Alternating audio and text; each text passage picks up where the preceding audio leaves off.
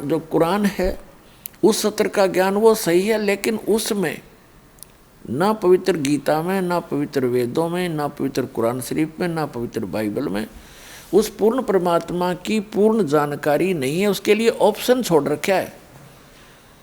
पवित्र श्रीमद् भगवद गीता अध्याय नंबर 4 के श्लोक नंबर 34 में, पवित्र यजुर्वेद अध्याय नंबर 40 के मंत्र नंबर 10 में, और पवित्र कुरान शरीफ के सूरत फुरकानी 25 आयत नंबर 52 से 59 में ये स्पष्ट कर रखा है कि वेद ज्ञानदाता, गीता ज्ञानदाता और कुरान शरीफ का ज्ञानदाता कह रहा है कि वो अल्लाहु अकबर यानी वो पूर्ण परमात्मा तो कोई और है जिसने 6 दिन में सृष्टि रची, 7वें दिन तख्त पर जा बैठे, जो सबका उत्पादक है। उसके विषय में कोई तत्वदर्शी संत से पूछो तो वो ज्ञान जो तत्वदर्शी संत बतावेगा वो ना कुरान में है, ना वेद में है, ना गीता में, ना पवित्र बाइबल में। तो वो है कंप्लीट स्पिरिचुअल नॉलेज जो इनके अंदर नहीं है। तो ये जितने भी हैं ग्रंथ ये इनकम्प्लीट ज्ञान रखते हैं, और इनका ज्ञानदाता भी इनकम्प्लीट गॉड है, कंप्लीट गॉड नहीं है, पूर्ण परमात्मा नहीं है। इतनी सी बात। तो ये जो अब आपको ज्ञान प्राप्त है उस कंप्लीट गॉड के द्वारा दिया हुआ, पूर्ण परमात्मा के द्वारा दिया गया ज्ञान है। आज दास आपको उनका दिया हुआ ज्ञान एज ए टेप रिकॉर्डर सुना रहा है, और उस परमात्मा की कृपा के बिना अन्य इसको समझ नहीं सके। इस दास के समझ में आया। तो अब क्या होगा? अब हजारों वर्षों तक ये ज्ञान चलेगा, पूरे विश्व में शांति होगी। ये माया को इकट्ठी करने की जो दौड़ लग रही है, आग लगी पड़ी है प्रत्येक प्राणी के अंदर, ये इस ज्ञान से शांत होगी। अब पुण्यात्मा, आज जैसे किसी के पास कार है, कोठी है और सैकड़ों हजारों की एकड़ जमीन खरीद कर डाल रखी है, और चाहे वो प्रधानमंत्री बना हुआ है, चाहे सारी पृथ्वी का भी राजा है, और बहुत धन इकट्ठा करके सोने से सबसे भर रखे हैं उन्हें बैंक वगैरह, और कल मृत्यु होगी और परसों गधा बन जाएगा, खा के ये जीवन उसका। तो बिना ज्ञान के गोबर के भूंड की तरह हम गोबर इकट्ठा करते करते मर जाते हैं, पर सब्र नहीं हमारे। तो इस ज्ञान से सब्र होगा, इस ज्ञान से आत्मा हट जाएगी इससे कि क्या कर रहा हूँ मैं, करना क्या चाहिए था, कहाँ डले ढो रहा हूँ, ऐसे अनमोल जीवन को बर्बाद कर रहा हूँ। तो ये एक बार पूरे विश्व में अब शांति होगी। सभी जल रहे हैं, किसी को सब्र नहीं और कोई सुखी नहीं। अब जैसे आपको बहुत बार बताया है कि दास एक बार गोवा गया हुआ था। गोवा समुद्र के किनारे एक शहर बसा हुआ है गोवा, वो प्रांत भी है गोवा। तो वहाँ क्या देखा, वहाँ एक सत्संग किया था हमने, और जहाँ सत्संग स्थल था, सत्संग के बाद घूमने के लिए हम साथ ही समुद्र था, तट समुद्र का, वहाँ चले गए। वहाँ क्या देखा, फॉरेनर यानी विदेशी स्त्री पुरुष वहाँ उसके साथ साथ रेत में अपने बिछा बिछा के बस्तर या कोई वैसे लेटा हुआ था, रेत में लेटे हुए थे, एक अंडरवियर में पैर के। और उनसे बात की, एक आधे भक्त ना हमने तो अंग्रेजी आवा नहीं थी, तो वो कहते आनंद आ रहा, आनंद यहाँ इनको। तो उसने बताया कि ये कह रहे हमें यहाँ आकर शांति प्राप्त होती है। और वो बता कि वहाँ हमारे बड़े बड़े बिल्डिंग हैं, फैक्ट्रियाँ चलती हैं, सैकड़ों नौकर, हजारों हमारे नौकर हैं।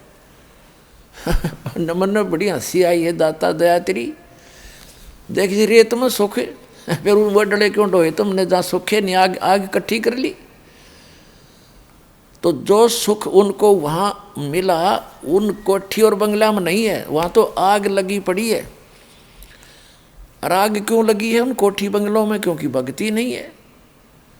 तो पुण्यात्माओं, फिर ये बात समझ में आओगी उनके। अभी तो वो वहाँ छोड़कर यहाँ समुद्र का किनारा आवे सुख प्राप्ति के लिए, और खाक सुख और रेत में के सुख है। 10 मिनट पाछे फिर 2 दिन पीछे फिर उस आग में जलना हो न जा करके। अगर जब सुख इतना हो करके ही है, सब कुछ त्याग कर एक लंगोट बांध कर सुख है, तो पहले से सीमित हो जाओ तुम। घर पे भी सुख हो जाएगा। तो ये आपको दास ये ज्ञान देना चाहता है कि केवल कबीर साहब परमात्मा ने बताया है, पूर्ण ब्रह्म ने, साईं इतना दीजिए जिसमें कुटुंब समावे, हम भी भूखे ना रहे, अतिथि ना भूखा जावे। ये धन मांगो और भक्ति करो डट के, और फिर आपको जो भी आवश्यकता होगी इस संसार की भौतिक आवश्यकता जो आपकी होगी, भगवान ढेर लगा देगा आपका आगे, अगर आवश्यकता पड़ी तो।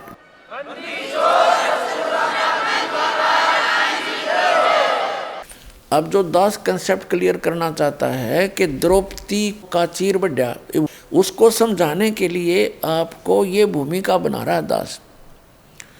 तो क्या होगा कि अब हजारों वर्षों तक ये सत भक्ति, ये यथार्थ भक्ति मंत्र आप जाप करा करोगे, आप चले जाओगे फिर सतलोक में।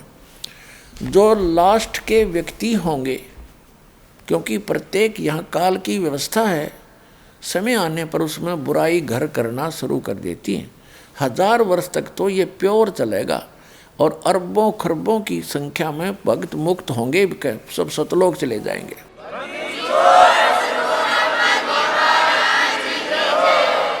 और फिर जो बाद के बचेंगे वो भगत तो होंगे, लेकिन उनमें बुराइयां घर कर जाएंगी, फिर वो पार नहीं हो सकेंगे। और उनके पीछे इस भक्ति से, क्योंकि ये यथार्थ भक्ति है, ये मूल मंत्र हैं, और ये भक्ति धन बहुत ज़्यादा संग्रहित हो जाता है थोड़े ही सुमरण से, तो वो भक्ति धन उनके साथ होगा। फिर ये काल उनकी कैसे दुर्गति करेगा। जैसे आपको प्रथम मंत्र दिया जाता है, उसमें श्री ब्रह्मा जी, विष्णु जी, शिव जी और दुर्गा जी, गणेश जी, इनकी मजदूरी दी जाती है। यह कोई पूजा नहीं है। पुण्यात्माओं, हम इस स्पिरिचुअल नॉलेज को बिल्कुल नहीं समझ पाए, हमारे को अध्यात्म ज्ञान कति नहीं था। हमने जैसे किसी से बैंक से लोन ले रखा है और उसका लोन हमने उतारना है, तो हम उसकी पूजा थोड़ी कर रहे हैं। शहर से देवाएंगे तो हम इंसान नहीं, तो फिर इंसान भी नहीं, हम करते नहीं निभा रहे अपना। ऐसे ही जैसे हमारा कोई बिजली का टैक्स है और हम बिजली खर्च कर रहे हैं तो उसका बिल भरना ही है। हम जाएंगे वहाँ नमस्ते करते हैं, वहाँ के कैशियर से जो लेता है या अधिकारियों से मिलते हैं, उनको प्रणाम करते हैं, सभ्यता से पेश आते हैं। तो हम उनकी पूजा करने नहीं जाते हैं, हम अपना ऋण देने जाते हैं, जल की टैक्स भी भरते हैं और प्रणाम भी करते हैं, क्योंकि सभ्यता यही कहती है। तो इसी प्रकार हम इन ब्रह्मा विष्णु महेश के ये जो हमारे ऊपर ऋण है, क्योंकि इनके लोक में हम रह रहे हैं, ये हमने इस मजदूरी दे देकर इनसे राहत प्राप्त करनी है। ये सिर्फ इतना काम है। और जब हम यहाँ से स्वदेश चलेंगे तो हमारे शरीर में कमल बने हुए हैं। कमल बीन ये बैरियर हैं आत्मा के लिए सतलोक जाने में, बाधाएं हैं। तो वो बाधाएं इन मंत्रों से क्लियर पाएंगी आपकी, फिर आप पहुँचोगे त्रिकुटी पे।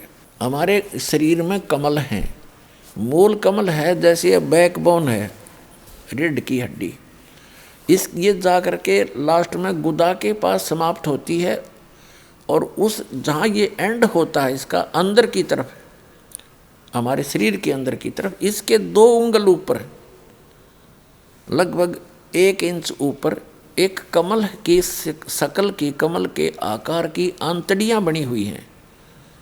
जैसे कमल के फूल के पत्ते होते, आंतड़ियों की ऐसी निशान से हैं। अब तो भक्ति है नहीं आपकी, तो वो ऐसे चिपके हुए हैं जैसे खाली ब्लेडर होता है। और जब भक्ति शुरू होगी तो उनके अंदर ये मंत्र से हवासी भरी जाएगी और वो अंदर की नसें तन जाएंगी। जैसे गाय भैंस का सतन पहुँचने से पहले, यानी उसमें जब दूध प्रवेश नहीं होता तब से पहले वो लटकते रहते हैं, और जब बछड़ा और बच्चा छोड़ा जाता है उसको चूसने की चेष्टा करता है, वो तन जाते हैं ऐसे, तो उनमें दूध आ जाता है, तो उसी से तनते हैं। तो ऐसे ही वो कमल के आकार की जो छोटी छोटी सी आंतड़ियाँ हैं, इस भक्ति के मंत्र से वो तन जाती है, और अब वो ऐसे लटक रही हैं। अब वो जब खिल जाएंगी, ऐसे खुल जाएंगी तो अंदर से एक चमक निकलेगी, बिल्कुल सिरत लाइट जैसी, बिल्कुल बारीक सी, और तब वो समझो खिल गई। तो अब हम फिर हमारा वो क्लियर हो गया, ये समझ लो वो बैरिगेट क्लियर हो गया। हमने किसी कमल में प्रवेश नहीं करना है, क्योंकि ये तो एक रास्ते में आपके मार्ग में ये काल की दुकान है। इनमें जैसे बालक है, माँ बाप ने भेजा जा बेटा खेत में रोटी देकर आ, रास्ते में कोई मेला है, वो कहीं मदारी रीछना चाह रहा है, कोई गाने गा रहा है, कोई चाट बेच रहा है, कोई खिलौने बेच है, तो वो बच्चा यदि उन खेलों को देखने लग गया तो वो वही खड़ा रह जाएगा और उस काम से वो नहीं पहुंच पाएगा। तो घर वाले गढ़ेंगे उसने, तो भेजा था कहाँ, वहाँ भूखा मरा, तू यहाँ बकवाद कर रहा। तो इस प्रकार हमने मार्ग में चलते समय उनको नहीं देखना है, अपना जो कर्तव्य है उनका टैक्स क्लियर पाओगा आपका। परमात्मा साथ रहेंगे इस दास के रूप में। जब आप यहाँ से चलोगे आपका अकाउंट कराता चलेगा।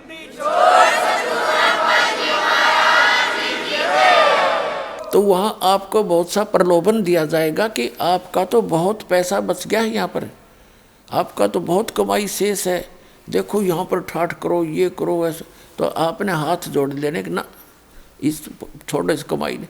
तो वो कमाई फिर वो क्या करेंगे, आपकी सतलोक जाने वाले अकाउंट में डिपॉजिट कर देंगे, अगर आप वहाँ उसके लोक में प्रवेश नहीं करोगे। ये तो रेस्टोरेंट खोल रखे इन्होंने, आपसे टैक्स लेते हैं, आपकी पूंजी नष्ट करवा देते हैं। जितने भी स्वर्ग हैं ये रेस्टोरेंट है। तो फिर आप जाओगे, इसके ऊपर है फिर सावित्री और ब्रह्मा जी का कमल है। अब जैसे ये चैनल होते हैं ना, टीवी में चैनल होते हैं, तो कार्यक्रम तो कहीं और हो रहा है और हम देख रहे हैं टीवी पे। अब जैसे आजकल बिजनेस भी हो रहा है, इंटरनेट से हो जाता है, ऐसे ही समझो। तो वो कहीं और है मार्केट, लेकिन इंटरनेट से आजकल बिजनेस के भी लेन देन हो करके सौदा बेचा और परचेज हो रहा है, ऐसे ही समझो तुम। तो ये तो एक इंटरनेट का सिस्टम है हमारे शरीर के अंदर, उस गॉड का, परमात्मा का। फिर उसके बाद हम नाभि कमल में विष्णु और लक्ष्मी जी का एक कमल है, उसकी 8 पंखड़ियाँ हैं, सावित्री ब्रह्मा वाले की 6 पंखड़ियाँ हैं। फिर ये दोनों सतनों के बीच में यहाँ एक कमल है, रीढ़ की हड्डी के साथ चिपका हुआ। ये शंकर भगवान जी का, पार्वती जी का ये यहाँ बैरियर है, इनका कमल है, इनका भी आपको मंत्र दिया जाता है। उसके बाद ये कंठ कमल है, ये कंठ है, इसके बैक में ये रीढ़ की हड्डी यहाँ थोड़ा सा बैंड होती है इससे पहले, तो यहाँ ये थोड़ी सी चौड़ी ज़्यादा है। तो यहाँ पर वो दुर्गा जी का स्टेशन है, बैरिगेटर है, बैरियर समझो इसको। उसकी 16 पंखड़ियाँ हैं और शंकर भगवान वाले कमल की 12 पंखड़ियाँ हैं। इसके बाद फिर आगे जाएंगे, त्रिकुटी पर पहुँच जाएंगे। त्रिकुटी तो एक कॉमन इंटरनेशनल एयरपोर्ट समझ लो, वहाँ तो सभी साधक जाते हैं। वहाँ जाने के बाद फिर उनको 3 रास्ते हो जाते हैं, त्रिवेणी बोलते हैं उसको, 3 रास्ते। तो उस त्रिवेणी का जो सामने वाला रास्ता वो ब्रह्म रंध्र कहलाता है, बीच वाला वो किसी से नहीं खुलता, वो केवल इस दास से प्राप्त मंत्र से जो परमात्मा कबीर जी ने दिया है उससे ही खुल सकता है, सतनाम से। तो जो सारा कुछ दास जो बताना चाहता आपको कि फिर क्या होगा, जो पार नहीं हुए वो क्या करेंगे, उनके ये मंत्र बच जाएंगे, कमाई उनके साथ होगी, पार वो हुए नहीं। अब जैसे कोई व्यापारी है और पैसा लेकर पैसा कमा लिया उसने और फिर पड़ गया गलत आदत में, तो जितनी कमाई करी थी होटलों पे, बदमाशी में, फिल्म देखने में, ठाठ करने में बर्बाद कर देता है। तो जो भक्त यहाँ रह जाएंगे उन्हीं में से ये काल ऊपर स्ट्रोक करेगा। इसने इस ब्रह्मलोक के अंदर एक ब्रह्मांड में ब्रह्मलोक बना रखा है। ब्रह्मलोक में एक इंद्र, महाइंद्र का लोक है, महाइंद्र, उसको महास्वर्ग बोलते हैं। उससे आगे है फिर नकली सतलोक, नकली अलखलोक, नकली अगमलोक और आगे डुप्लीकेट अकय लोक, अनामी लोक बना रखे। तो इन पुण्यात्माओं को जिन्होंने सतनाम का जाप कर प्राप्त है और वो पार नहीं हुए और सार नाम भी प्राप्त है, वो पार नहीं हुए, क्योंकि पार तो कोई गलती कर दी उसमें भी रह जाओगे तुम, बेशक तीनों नाम प्राप्त हो गए। तो उनको फिर जो सार नाम प्राप्त है उनको अकय लोक में, उसमें अगम लोक में रखता है, अगम लोक में। और जो दूसरा सतनाम तक प्राप्त हैं वो अलख लोक और उस सतलोक में उनकी कमाई के आधार से रखता है, यहाँ नकली सतलोक अलख लोक में। और फिर वहाँ से भी उनके फिर पुण्य बच जाते हैं, उनको फिर ये क्या करता है, उन्हीं आत्माओं में से, जैसे ब्रह्मा जी की मृत्यु होगी, जब इसके 100 वर्ष पूरे हो जाएंगे तो दूसरा ब्रह्मा उत्पन्न करके दुर्गा के संयोग से अपने पुत्र रूप में ये उस स्थान पर उसको कोमा में रखता है, उस रजोगुण प्रधान क्षेत्र में। जिन्होंने इस दास के सत्संग बहुत सुन रखे हैं वो आसानी से समझ सकते हैं। आज डिटेल नहीं बताऊंगा, आज दास दूसरे जो उद्देश्य सत्संग का वो अन्य है, उसकी भूमिका बना रहा हूँ। तब आपके समझ में आवेगा। नहीं तो आज तक आपने उआबाई सुन रखी है, तत्व ज्ञान किसी से बताया नहीं। सब जो है ना एंड बैंड मार करते, हमारा अंतःकरण खराब कर डाला, हमें विद्वान बना दिया नकली। अब परमात्मा का सच्चा ज्ञान आता है तो 36 मन में पता नहीं कितने ऑब्जेक्शन खड़े हो जाते हैं, ऐसा नहीं वैसा नहीं। और पहले जो आप बकवाद सुन रहे थे उसमें क्या, वो कहाँ से आधार था आपका, वो सारा सच्चा मान रखा आपने।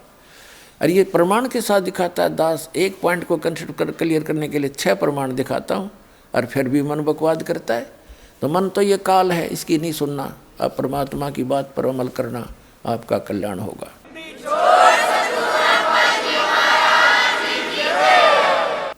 तो फिर ये क्या करता है, जैसे फिर 7 ब्रह्मा की मृत्यु के बाद एक विष्णु जी की मृत्यु होती है, तब उन्हीं पुण्यात्माओं में से जो अब भक्ति करेंगे, ये सही भक्ति कर लेते हैं, इनकी पार होते नहीं, इनके पास भक्ति धन जो का त्यों रह जाता है, उन्हीं में से फिर ये विष्णु जी बना तैयार करके रखेगा, उसको विष्णु के पद पर रख देगा। फिर 7 विष्णु की मृत्यु के बाद एक शंकर जी की मृत्यु होगी, तमोगुण शंकर की।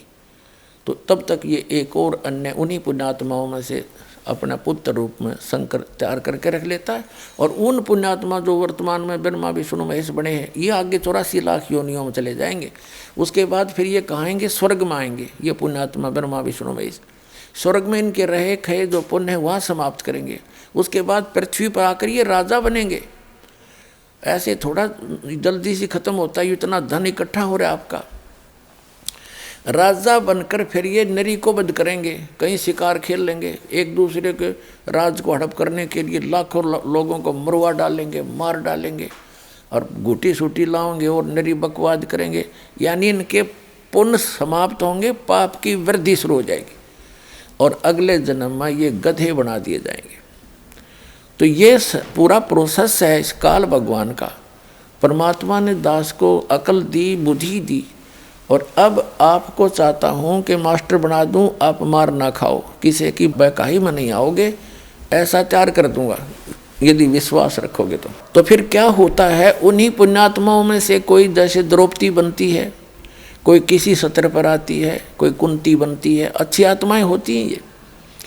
तो ऐसे अब दास जिस स्थान पर आपको लाना चाह रहा था अब पहुँचे हैं। जैसे ये परमात्मा इतना दयालु है, कहते हैं जो जन मेरी शरण है ताका हूँ मैं दासे, गेल गेल लाग्या फिरूं जब तक धरती आकाशे। एक बार भी कोई पुण्यात्मा मेरी शरण में आ गया, मेरा बच्चा बेटा या बेटी, कहता उसको मैं फिर छोड़ दूँ नहीं, उसके साथ रहूँगा, उसके पीछे पीछे फिरता रहता हूँ जब लग धरती आकाश, यानी जब तक ये कयामत आवेगी या प्रलय होएगी जिसमें पृथ्वी का भी नाश हो जाएगा, तब तक मैं उसके साथ रहूँगा और उसको चाहूँगा, कोशिश करूँगा कि निकल जा जल्दी सी। हम कहाँ गलती खाते रहे सतयुग त्रेता द्वापर में, भक्ति सभी करती है आत्मा।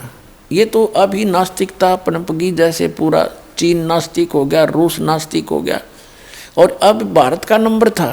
जब ये भक्ति शुरू ना होती 100 वर्ष के बाद भारत भी कंप्लीट नास्तिक हो जाता, क्योंकि इतने नकली पंथ चल पड़े, इनसे लाभ कुछ हो नहीं रहा, सभी थक चुके, ना कोई सुख हुआ, ना आध्यात्मिक लाभ ना भौतिक लाभ होता। तो अब कुछ दिनों में ये सभी नास्तिक हो जाते, कुछ ना रखा भगवान भगवान में। तो यही कारण था कि जैसे चीन पूरा महात्मा बुद्ध को मानते थे और उनके पूर्वज जो थे उनके अनुयायी बन गए, उनके द्वारा बताई सब क्रियाएं करते थे। उससे कोई उनको तो लाभ हुआ तो नहीं, लेकिन पूर्व जन्म के ओपन कर्मी थे, उनसे लाभ होता रहा। तो वो ये सोचा करते थे कि हम जो साधना कर रहे हैं उससे लाभ हो रहा है। उसके बाद जो उनके वंशज फिर और आगे आए, वो भक्तिहीन प्राणी थे, साधना वही करते थे जो उनके पूर्वज करते थे, उनको कोई लाभ हुआ नहीं, साधना से होना ही नहीं था, क्योंकि चार्जर ठीक नहीं था, वो मंत्र सही नहीं थे। तो फिर बाद वाला ने न्यू सोच लिया कोई भगवान भगवान नहीं है और ये सब बकवाद बंद करो। तो उन्होंने कंप्लीटली बैन लगा दिया, राम की चर्चा नहीं करनी। तो यही भारत का दशा होती, क्योंकि भारत दो एक यूनिवर्सिटी है अध्यात्म मार्ग की, सदा से ये स्थान ऐसा है। भारत कोई अलग नहीं है विश्व का, विश्व सारा एक ही है, लेकिन ये स्थान विशेष है उस परमात्मा का, जहाँ वो आते हैं, विशेष भक्ति प्रदान करते हैं। सतयुग त्रेता द्वापर तक हमारे पूर्व जन्म के पुण्य हमारे साथ चलते रहे, क्योंकि जो दास बता रहा आपको, कलयुग के अंदर ये भक्ति होती है, फिर ये ऊपर चले जाते हो, वहाँ अपने स्वर्ग में महास्वर्ग में पुण्य खत्म करके फिर सतयुग में जन्म लेते हो पुण्यात्माएं। अब सतयुग त्रेता द्वापर तक उनके पुण्य काल बार बार जन्म देकर उनको नष्ट करवा देता है, और वो पहले साधना कर रहे होते हैं वो शास्त्र विरुद्ध। तो उससे भी उनको ये लगता है कि हम जो ये साधना कर रहे हैं इसी से लाभ हो रहा है, या भूल थी उनकी। अब जैसे पुण्यात्माओं या परमात्मा की वाणी में आया है कि भीष्म पिता और द्रोणाचार्य ये कर्ण से बाणों मारे और महाभारत में टटीरी के रखे, वहाँ घंटा टूट पड़ा रे। अब जैसे एक टटीरी पक्षी थी, वो पिछले जन्म की पुण्यकर्मी प्राणी थी, और परमात्मा पक्षी रूप में भी पुण्यकर्मी प्राणी जो अपने मनुष्य जीवन का जो संस्कार पूरा करके पशु जुनी में भी चली गई थी वह, तो वहाँ भी उसने पुकारा, उसका कोई पुण्य शेष था तो वहाँ भी रक्षा करी थी उसकी। अब वो टटेरी ना तो राम न जाने थी, ना कृष्ण ने, और ना ब्रह्मा को, ना विष्णु को, ना उसने कोई मंत्र का पता था। उसने हृदय से पुकार करी है, भगवान मैंने तो यहाँ अपने बच्चे उत्पन्न कर दिए, अंडे। अरे इधर एक टटीरी पक्षी था, उसने अंडे उत्पन्न कर दिए महाभारत के उस मैदान में, कुरुक्षेत्र के मैदान में, जहाँ महाभारत होना था, युद्ध होना था कौरव पांडवों का। तो उसने अंडे उत्पन्न कर दिए, तो देखा इधर से चारों तरफ से सेना आकर इकट्ठी होने लगी। तब उसने पुकारा, हे भगवान मेरे बच्चों की रक्षा करिए। तो परमात्मा ने इंद्र के हाथी का घंटा टूट गया, 88,000 मन बताते, 88,000 मन का, और वो अंडों के ऊपर आकर टिक गया, बीच में अंडे सुरक्षित। कहते अग्निबाण छूटे, वहाँ पर ना जाने कितनी जनता मर गई, और कति अग्निबाण वहाँ चले, नो आग सी लग गई थी। 18 अक्षौणी सेना, 11 कौरवों की और 7 पांडवों की, 7 करोड़ अक्षौणी, तो 18 करोड़ सेना कटकर मर गई, लेकिन टटीरी के अंडों को कोई आंच नहीं आई।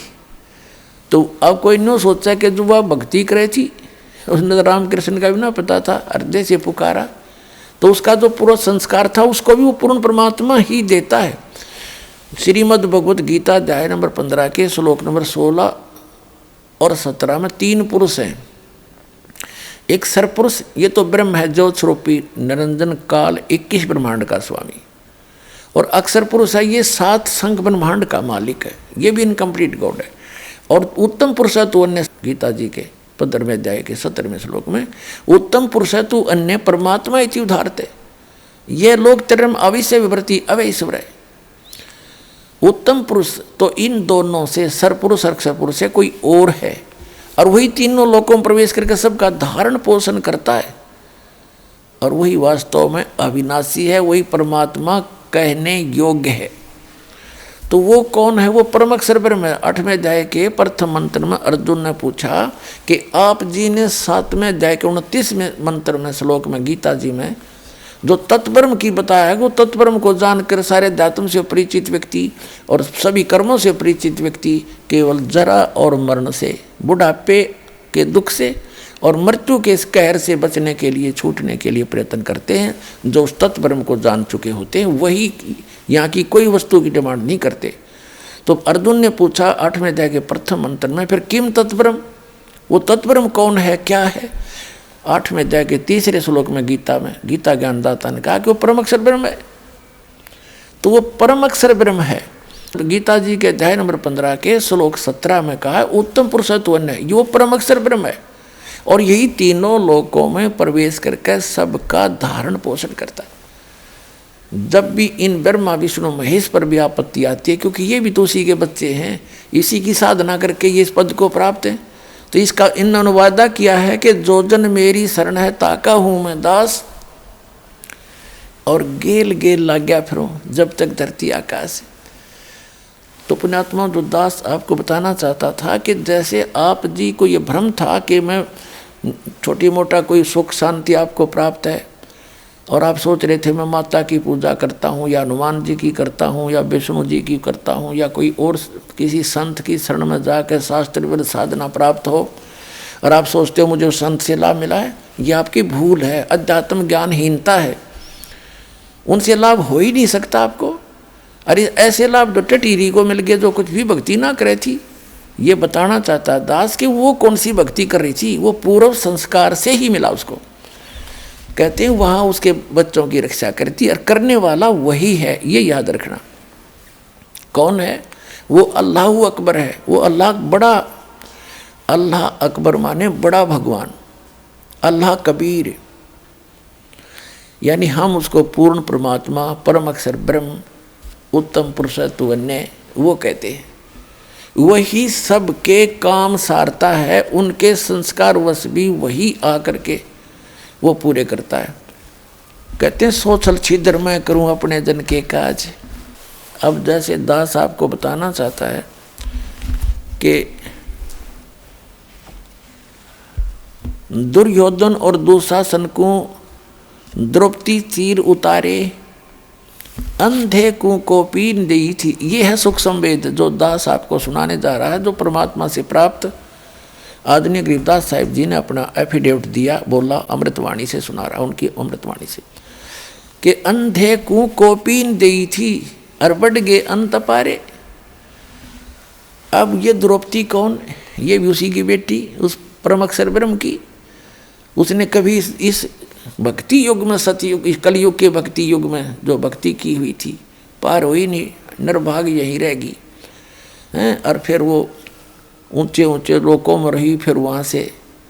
अब जैसे दुर्गा जी ने श्राप दिया था ब्रह्मा जी को, और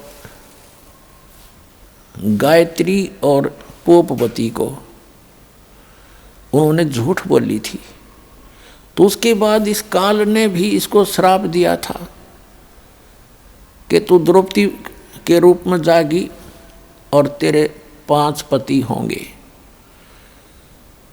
जैसे ब्रह्मा जी को तो श्राप दे दिया था दुर्गा ने कि तेरी पूजा जग में नहीं होगी, और तेरे जितने भी अनुयायी होंगे उनको अध्यात्म ज्ञान तो होगा नहीं, लोग उनको ब्राह्मण पंडित समझा करेंगे, और वो लोग दुनिया को ठग ठग खाएंगे, अपना कर्म बिगाड़ेंगे, और तेरे जैसे झूठे होंगे। ब्रह्मा जी ने एक झूठ बोल दी थी कि मुझे भगवान मिल गया। उसकी गवाही दे दी थी गायत्री और पोपवती, 2 लड़कियों ने। तो गायत्री को श्राप दिया था कि तू गाय के रूप में जन्म लेगी और तेरे कई सांड पति होंगे, कई बैल पति होंगे। पोपवती को दिया था श्राप कि तू एक गंदी स्थान पर उत्पन्न होने वाली जड़ी बूटी बनेगी। तो फिर उसने श्राप दिया ब्रह्म ने, काल ने, कि तूने इनको श्राप दिया है तो अब मैं तुझे श्राप दूंगा। तू कौन होती है मेरे इस विधान में भंग डालने वाली? तो दुर्गा जी को श्राप दिया था कि तू द्रौपदी रूप में जाएगी और तेरे 5 पति होंगे। तो ये पूर्व निर्धारित, यानी पावेगा अपना कियारे, भोगेगा अपना कियारे, तो तब तक ये अपना कर्म ही पूर्व जन्म का भोग रहे होते हैं।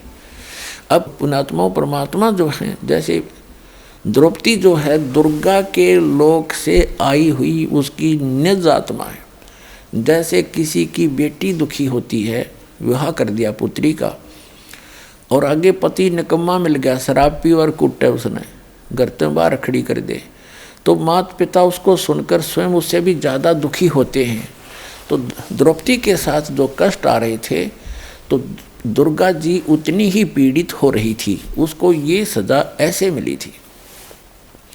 लेकिन जो आत्मा दुर्गा के लोक से द्रौपदी रूप में ऊपर हुई थी, हम सभी हैं तो उस पूर्ण परमात्मा के ही बच्चे, तो उसको मालूम था कि इसके जीवन में उस परमात्मा को पता है कि ये कष्ट आएंगे,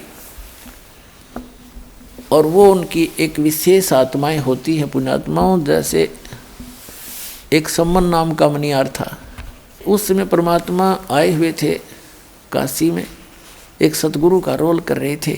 अपने सतगुरु की इज्जत बचाने के लिए उसने अपने बच्चे की गर्दन भी काट दी थी। तो पुण्यात्माओं परमात्मा ने फिर उसको जीवित कर दिया उसके सामने, लेकिन उसका भाव देखा उसने, नूना था, छोरा मरो चाहे जियो लड़का, वो तो उद्देश्य नहीं था अपने गुरुदेव की मेहमानी में कोई फर्क ना आ जा। तो वो सारी जाने कहते नुकते ऊपर रीत जाएगा रे करोड़ कर्म जल जहाँ तुम्हारे। तो वो विशेष आत्माओं में होती है भगवान के दरबार में। ठीक है, जो जैसा कर रहे हो भक्ति वो तो लाभ देगा ही देगा, लेकिन वो विशेष आत्मा में होती है जो पार ना हो पाती फिर भी, तो उनमें से एक द्रौपदी थी ऐसी आत्माओं में से जो परमात्मा के नाम पर कभी उसने सैक्रिफाइस किया था। तो ऐसी आत्माओं को विशेष आत्माओं में गिना जाता है।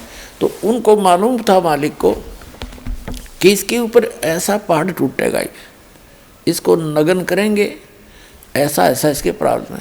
उससे पहले ही उससे ऐसा पुण्य करवा दिया। एक अंधा महात्मा था, और वो क्योंकि परमात्मा आते हैं और सत भक्ति वही बताते हैं, कभी भी आ जाते हैं वो और किसी रूप में, जैसे साधु संत के रूप में, और ऐसी विशेष आत्माओं को वो ज्ञान देते हैं, उनको भक्ति बता देते हैं, वो साधना करने लग जाते हैं। जैसे कहीं पर भी प्रकट हो जाते हैं साधु रूप बना के, बहुत से प्रमाण हैं उन महापुरुषों को मिले, गरीबदास जी को मिले साधु रूप में आके भक्ति बता गए, और नानक साहिब जी को मिले, गुरु नानक को मिले एक संत रूप में आकर के और सत भक्ति बता कर चले गए। ऐसे ही वो परमात्मा आए और उनको उस अंधे महात्मा को, उस अंधे भगत को साधना बता दी, वो अपना भक्ति करने लग गया। अब पुण्यात्मा जैसे एक सुदर्शन नाम के सुपच थे, सुपच माने शेड्यूल कास्ट में, वाल्मीकि के घर जन्म था उनका, और वो परमात्मा जैसे द्वापर युग में स्वयं भी आए हुए थे करुणामय नाम से। तो सुदर्शन जी उनके शिष्य थे। अब पांडवों की यज्ञ का प्रकरण बाद में सुनाएंगे आपको, ये लंबा प्रकरण हो जाता है। तो सुदर्शन जी को निमंत्रण दिया गया था जब उन पांडवों की यज्ञ पूर्ण नहीं हुई थी।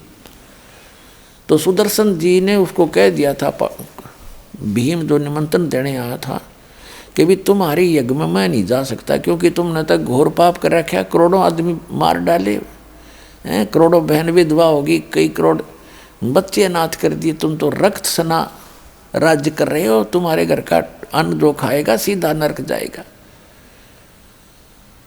तो परमात्मा से आकर के अपने गुरु जी रूप में आए थे भगवान कबीर जी, करुणामय नाम से द्वापर युग में सुदर्शन जी ने कहा था कि भगवान ऐसे ऐसे उस युधिष्ठिर राजा का भाई भीम आया था, और मैंने उसको ऐसे ऐसे बोल दिया, गलत तो नहीं कह दिया भगवान। परमात्मा ने कहा कबीर जी ने, करुणामय जी ने, कि बेटा बिल्कुल सही कहा, आपने बिल्कुल सही कहा, और बच गए बढ़िया रहेगा, ना तो नरक है मेरा, वहाँ जो रोटी खाओगा नरक में जाएगा, और वो फिर आओगे बेटा, उनका यज्ञ पूरा ना हो। तो सुदर्शन जी ने सोचा तू खिसक ले यहाँ तक। सुदर्शन जी तो चले गए सैर सपट्टे को अपनी झोपड़ी छोड़ के, और पांडवों ने ताना ही था, कृष्ण जी लाए फिर उनको दोबारा। अब सुनाऊंगा कथा बाद में, पहले एक आपका कंसेप्ट क्लियर करना चाहता हूँ जो दास आपको सुनाने जा रहा है, क्योंकि ये इतना मार्मिक ज्ञान है आपने आज तक सुना ही नहीं, और वो अधूरा ज्ञान आपके अंदर खचाखच भरा हुआ है, इनकम्प्लीट, और वो जब तक निकलेगा नहीं इसे उदाहरण दिए बिना। तो सुदर्शन जी चले गए, उधर से कृष्ण भगवान उन सब को लेकर गए कि तुम चलो और हाथ पैर जोड़ो, सुदर्शन को लाओ, उसी से तुम्हारा कल्याण होगा। सुदर्शन जी तो झोपड़ी छोड़ के वहाँ स्वयं परमात्मा कबीर जी सत्य पुरुष, अमर पुरुष, परम अक्षर पुरुष सुदर्शन रूप बना कर बैठ गए। तब पांडवों का यज्ञ पूर्ण किया। नाम सुदर्शन का, कहते करे करावे साइया मन में लहर उठा, दादू सरदर जीव की आप बगल हो जा। तो उसको महिमा की भूख नहीं मालिक को, वो तो समर्थ है। और महिमा बनी सुदर्शन की, काम किया खुद दाता ने। ऐसे ही समझो वो जो अंधा महात्मा था भक्त, वो परमात्मा आते हैं, जैसे करुणा में रूप में भी आए हुए थे, तो उनसे मिले, उनको ज्ञान दिया। उस भक्ति से वो अपनी भक्ति कर रहा था, सत भक्ति कर रहा था अंधा महात्मा। तो वो किसी कारणवश अंधा महात्मा तो कहीं और चला गया। उधर से परमात्मा को मालूम था कि द्रौपदी का विवाह होने वाला है और ये चली जाएगी, फिर यहाँ इसको मेल हो नहीं पाएगा, कोई आगे समस्या पैदा हो जाएगी। ये राजा लोग इसे खतरनाक होते हैं और फिर शायद व्यवस्था ना बने इस बेटी को कोई भक्ति भाव की। और वो श्री कृष्ण जी को अपना गुरु मान बैठी थी। आगे चल के विवाह होने के बाद उसने श्री कृष्ण जी को अपना गुरु बना लिया। उससे पहले, विवाह से पहले की बात है, तो राजा द्रौपद ने गंगा के किनारे पर, गंगा दरिया के किनारे पर एक लेडीज घाट बना रखा था। और वहाँ उस द्रौपदी हजारों सहेलियों के साथ, सैकड़ों सहेलियों के साथ प्रतिदिन मुँह अंधेरे वक़्त से उठकर स्नान करने जाया करते थे। उस क्षेत्र में जेंट्स का जाना अलाउड नहीं था। अब वहाँ वो महात्मा, अंधे महात्मा का रूप बना के स्वयं परमेश्वर वहाँ चले गए। एक लंगोट था, तन पर बांध रखा था। वो महात्मा ऐसे ही बांधा करता था और वहाँ आसपास वो वेल नोन था, सभी जानते थे कि त्यागी ब्रागी महात्मा है। और लेकिन वो जंगल में अधिक रहता है, जल्दी मनुष्यों के रूबरू बहुत कम होता है।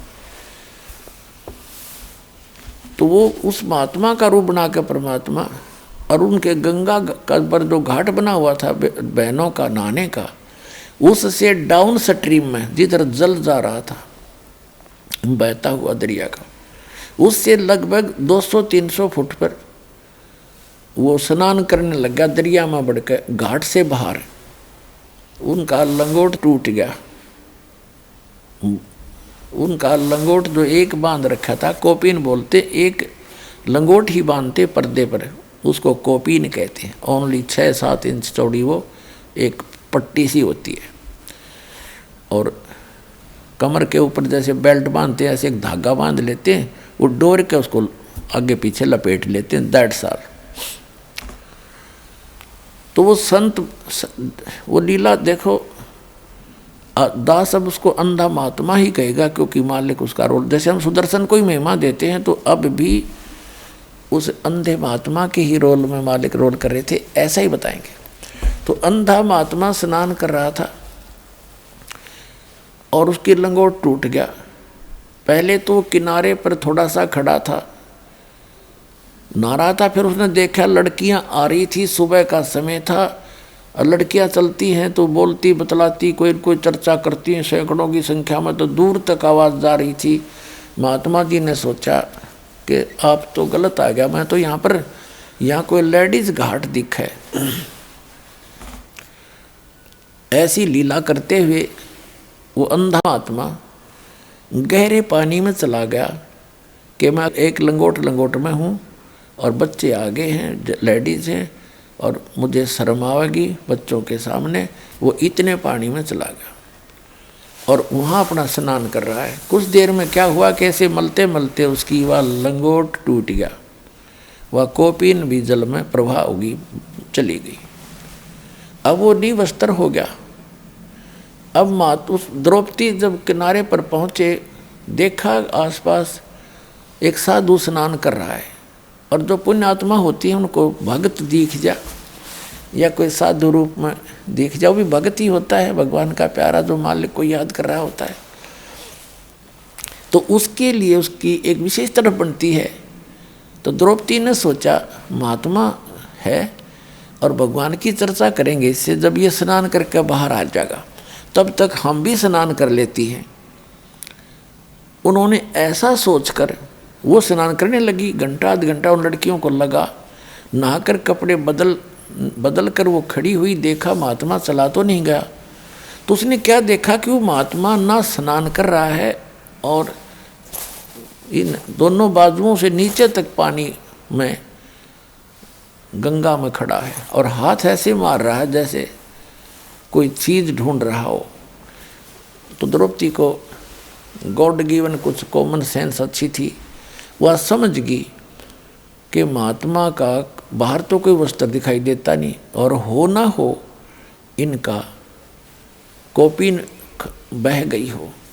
फिर कुछ दिव्य दृष्टि थी द्रौपदी के पास। उसने देखा कि सचमुच महात्मा तो नंगे हैं और ये बाहर आएंगे भी नहीं।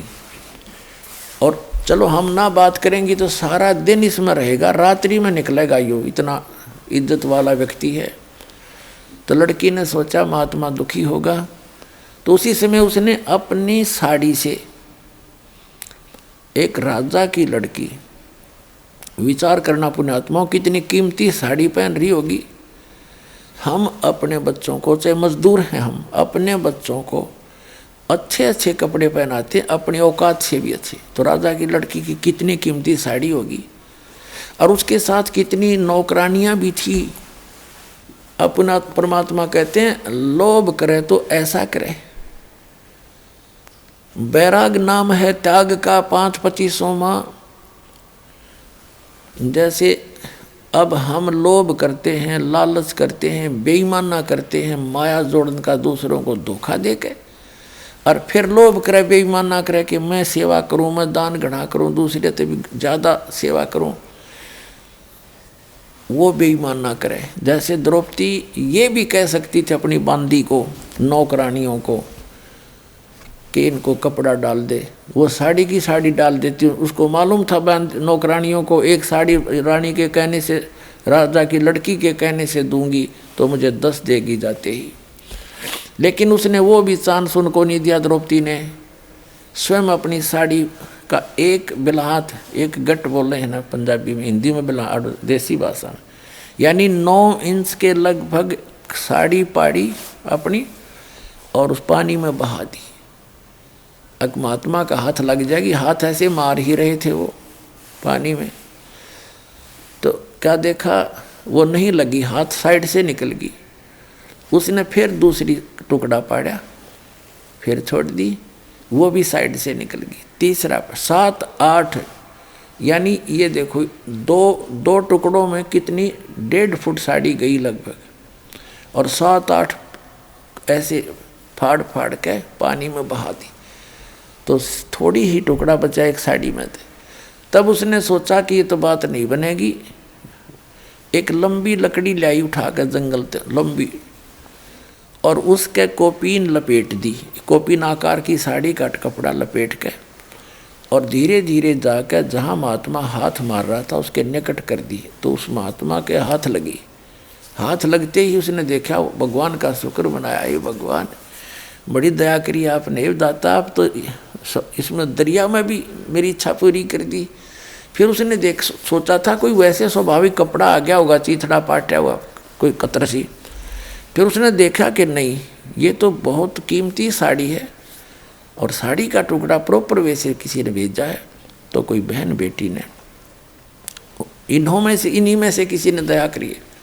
तब आशीर्वाद दिया उसने कि हे बेटी, आज तने मेरी इज्जत राखी, मेरा पर्दा रखा, भगवान तेरी इज्जत रखे और तने घणाए देवे। कहते साधु बोले सहज सुबह, और जो चावे सो कर दे। अब जब तो उस लड़की का को नहीं ध्यान रहा कि एक टुकड़ा साड़ी का दिया था, उसको तो अनगिन साड़ियाँ पड़ी थी। लेकिन जब उसका विवाह हो गया उस लड़की का, द्रौपदी का, और पांडव जो है राज हार गए जुए में कौरवों से, और अंत में चाल खेली। क्योंकि एक दिन द्रौपदी ने, राजा युधिष्ठिर ने उसका शीशे का महल बनाया था, शीश महल, उसमें शीशे लगा रखे थे। और दुर्योधन को आमंत्रित किया। तो द्रौपदी आई थी पानी का घड़ा भर के अपना नीचे से ऊपर महल में, बाहर से वहीं से साथ में कुएं होते थे राजाओं के, और उधर से दुर्योधन आ रहा था। दुर्योधन की टक्कर लगी शीशे में, शीशे की दीवार थी, उसने दिखे पारदर्शक थी, उसने दिखा को ना और अच्छी तरह गिर गया धड़ाम देसी। द्रौपदी हंसन लगी। एक तो उसने मजाक किया था एक देवर समझ के, और कहा था कि अंधों की संतान अंधी ही होती है। और यहाँ परमात्मा ने निर्णय दिया है सुख संवेद में, उस कबीर भगवान ने कहते हैं साधु साधु सजन और सोना गोल्ड ये टूट जुड़े 100 बार, और दुर्जन और पाका कलश एक धक दरार। कितना अनमोल उदाहरण दिया परमात्मा ने कि जो सजन व्यक्ति होते हैं उनकी कहा सुनी भी हो जाती है, लेकिन कुछ दिनों के बाद ऐसे हो जाते हैं जैसे कभी झगड़ा हुआ ही नहीं था, कोई मलाल नहीं रखते। संत और सजन, साधु भगत और सजन यानी जेंटलमैन, और सोना गोल्ड उसने कितना तोड़ के और फिर दोबारा किसा ही बना दे वैसा ही बन जाता है, उसमें निशान भी नहीं रहता, उसी तरह जुड़ जाता है। और नीच आत्मा नकमी आत्माएं एक के बात में इतना दूर हो जाती हैं, इतना जुल्म तोड़ देते हैं, इसने न्यू कर दूंगा, इसको मार डालूंगा, वो धुमस्तार देता है। वो कहते दुष्ट इंसान होते। और पक्का घड़ा एक के धक्के में दरार हो जाती है, दोबारा नहीं मिल सकता, तो 100 ट्राई कर लो। उसको मिलाओगे तो और तरह का हो जाएगा, उसका सिमट शामट ला के थोड़ी बहुत की तो जोड़ जुगाड़ कर लेते हैं, तो वह चीज़ नहीं रहती इसमें, वो बकवाद नारी दिखेगी। तो यहाँ कहते हैं दुर्जन संत सजन और सोना टूट जुड़े 100 बार, और दुर्जन निकम्मी आत्मा और पाका कलश एक के धक दरार। एक के धक्के में, एक के बात में वो इतने दुष्ट बन जाते हैं। तो दुर्योधन उस दुर्जनों में से था।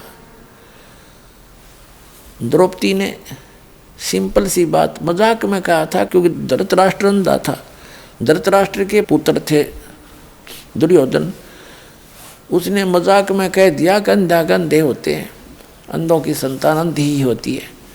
इससे बात का दुख मान गया, अकांड दे टाइम इसकी बेइज्जती करूंगा, दिखाऊंगा इसको झटके। उस दृष्टिकोण से, उस अपनी दुष्टता के आधार से युधिष्ठिर से कहा कि तू द्रौपदी को दाव पर लगा दे, हो सकता तेरा सारा राज ही आ जाए। द्रौपदी देखो इन लोगों की, इनके इतिहास पढ़ा करते हम, ये महाभारत पढ़ने की चीज़ है। अपनी पत्नी को दाव पर लगा दिया, और हम इन तो शिक्षा ग्रहण करना चाहते हैं। युधिष्ठिर ने अपनी पत्नी यानी द्रौपदी को दाव पर लगा दिया, हार गया। अब वहीं भरी सभा में 500 पांडव बैठे हैं, और भीष्म पितामह द्रोणाचार्य और कर्ण, ये 3 ऐसे महापुरुष थे, इनके मुकाबले में वहाँ कोई इतना योद्धा नहीं था तीनों के। और भीष्म पितामह तो उनका जो दादा था, और द्रोणाचार्य उनके गुरु, और कर्ण भी योद्धा। वहाँ बैठे विदुर बैठा, दुर्योधन का चाचा, पांडवों का 2 चाचा था, और 500 पांडव बैठे। एक बांदी ने जाकर बताया द्रौपदी को कि द्रौपदी आज तेरी इज्जत उतारेगा दुर्योधन, तुझे नग्न करेगा भरी सभा में, और तेरे को राजा युधिष्ठिर ने जुए में हरा दिया, तो वो हार गए, तेरे को दाव में लगा दिया था। तो द्रौपदी ने पूछा कि सभा में कौन कौन बैठे हैं, कि भीष्म पितामह, द्रोणाचार्य, कर्ण, चाचा विदुर, और साथ में तेरे 500 पति विराजमान हैं, और 101 वो भाई बैठे हैं, दुर्योधन और भी बैठे। तो द्रौपदी कहने लगी इतनी सभा में ऐसी गलती होती है, वहाँ इतने आदमी बैठे हों तो कैसे ऐसी बकवास कैसे कर देगा दुर्योधन। निकम्मी क्या बात करी। इतने में दुर्योधन ने भेजा दुशासन अपना भाई किला पकड़ के उसको, द्रौपदी को ला पकड़ के जाके उसको द्रौपदी से कहा कि चल आज दिखाएंगे तेरे को हम अंधों की संतान अंधी हैं या आंखों वाली। पकड़ के बाल और घसीट के लाया द्रौपदी को, रोती चिल्लाती रही, वहाँ ला के खड़ा कर दिया। दुर्योधन ने कहा दुशासन हम तो अंधों की संतान हैं, अंधे हैं, हमें कुछ दिखाई देता नहीं, इसको निवस्त्र कर दे, इसकी साड़ी उतार दे। अब ज्यों ही दुशासन उसके साड़ी उतारने के लिए आगे बढ़ा तो उसने पहले तो देखा अपने 500 पतियों की ओर। उसने ये सोचा था कि ये देख लेंगे क्या, अब इनको धमका देंगे, लेकिन उन्होंने नीची गर्दन कर ली क्योंकि वो हार चुके थे, वो भी बंध गए थे वचन से। फिर उसने देखा भीष्म पितामह द्रोणाचार्य की ओर, उन्होंने भी कोई उत्तर नहीं दिया, नीची गर्दन कर ली, क्योंकि वो भी उस गंदे अन्न को खाकर, युधिष्ठिर के अन्न को खाकर उनकी आत्मा मलिन हो गई थी। तब उस समय जब वो साड़ी उतार रहा था और परमात्मा बढ़ा रहा था, उस समय क्या हुआ कि एक था वहाँ भगत बीज, विदुर खड़ा हुआ। विदुर ने खड़ा होकर कहा कि रे दुर्योधन, तुम किसकी इज्जत उतार रहे हो भले व्यक्ति, तुम चाचे ताऊ और तुम्हारी बहू, दुनिया तुम्हें थूकेगी, धिक्कारेगी तुम्हें, तुम क्या कर रहे हो, कुछ तो अकल तक काम ले ए भले पुरुष। कहते हैं सूक्ष्म वेद में आदरणीय गरीबदास साहिब जी ने बताया है कि विदुर कहे ये बंधु थारा और एक के कुल एक के परिवार। विदुर के मुख पर लगा थपेड़ा कि तू तो है पांडवों का चेहरा, तू तो है बांदी का जाया। और भीष्म कर्ण और द्रोण मुस्काया। अब देखो कितना निर्णायक ज्ञान दिया है सूक्ष्म वेद के अंदर, जो गॉड गिवन है, कंप्लीट पूर्ण परमात्मा का दिया हुआ, complete God given, complete spiritual knowledge. इसमें गरीबदास साहिब जी ने बताया है कि सूक्ष्म वेद में प्रमाण दिया है कि एक व्यक्ति था उस सभा में, उस पंचायत में, जो पंचायती होना चाहिए। पंचायती अगर कहीं पंचायत में गया है और सत्य की बात कहे, न्याय की बात कहे, कोई नाराज रहे चाहे राजी रहे, उसकी बात को नहीं मानता है तो पंचायत छोड़कर चला जाना चाहिए, वहाँ रहने में भी दोषी हो जाता है। तो विदुर ने जब न्याय की बात की, एक था वहाँ पंचायती, उसने खड़ा होकर कहा, अरे विदुर कहे ये बंधु तुम्हारा भाई बंध है और एक के कुल तुम्हारा एक ही परिवार है। विदुर के मुख पर लगा थपेड़ा, दुशासन ने थप्पड़ मारा अपने चाचा के, और तू तो है इन पांडवों का चमचा, तू तो इनका इनने की तरफ बोलता हमेशा ही। कहते हैं तू तो है बांदी का जाया, क्योंकि विदुर की उत्पत्ति एक बांदी से हुई थी। तो उस बात पर जब दुशासन ने ये कहा कि तू तो है बांदी का जाया, भीष्म, द्रोण और कर्ण मुस्काया। वो तीनों योद्धा, भीष्म पितामह, द्रोणाचार्य और कर्ण, कहते हैं दांतरे काटे, दांतरे हंसे, जबकि उनको खड़ा होकर कहना चाहिए था, निकम्मे खबरदार जब तेने तेरा अपने चाचा का हाथ लगा दिया, तेरे जैसा दुष्ट नहीं, निकम्मी आत्मा, और सभा छोड़ देनी चाहिए थी। कहते वो हंसे इस बात पर जब उन्होंने न्यों कहा तू तो बंदी से उत्पन्न है ना, तेरी तो ऐसी ही गुलामों वाली ही वृत्ति है और तो इनका चमचा है। इस बात पर वह तीनों हंसे, जबकि गुरु पद पर बैठा व्यक्ति हंस रहा इस बात पर। धिक्कार। अरे इन इतिहासों को पढ़ा करते हमारी श्याम वर्मा कल्याण चाहते थे और समाज सुधार चाहते थे। तो कहते हैं जब द्रौपदी ने देखा, विदुर चला गया उठ के, अब द्रौपदी ने देखा ये तीनों हंस रहे इस बात पर। अब पुण्यात्माओं, जो आज दास ने कथा सुनाई थी गज और गरा की, हाथी और मगरमच्छ की, जब तक उन्होंने अपने अंगे का प्रयोग किया वह दुखी रहे, और जब उन्होंने मालक याद किया तो फैसला हो गया उनका। तो हम जब तक अपनी बकवादों में अपना हंगा प्रयोग करेंगे मालिक दूर रहे से, और जब हम उस मालिक को याद करेंगे, यहाँ संसारिक साथी तरह कोई आपका कोई साथ नहीं देगा। आप देख लेना, हमने तो खूब आजमा रखा है। जब हम मालिक की शरण में आते हैं तो उसी को पुकारें। जब द्रौपदी ने जब सारे उसके देख लिया कि कोई भी संसारिक सहयोग तुझे नहीं मिल रहा है, तब मालिक याद आया। अब देखो आपत्ति में सब पुकारे हैं, सब ने पहले माँ बाप ने याद करें, फिर हे भगवान बचाइए, लेकिन उनकी पुकार नहीं सुनी जाती क्योंकि उनके पूर्व जन्म का कोई संस्कार नहीं होता।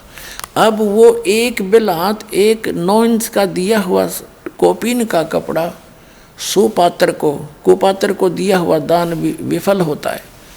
तो सुपात्र को दिया हुआ वो नेसेसिटी थी उसकी, जैसे मेरे साधु आंडे हैं और कपड़े मांगते हैं और सामने बेच कर दारू पी लें, ऐसे दुष्टों को दिया हुआ तो यूजलेस है वो।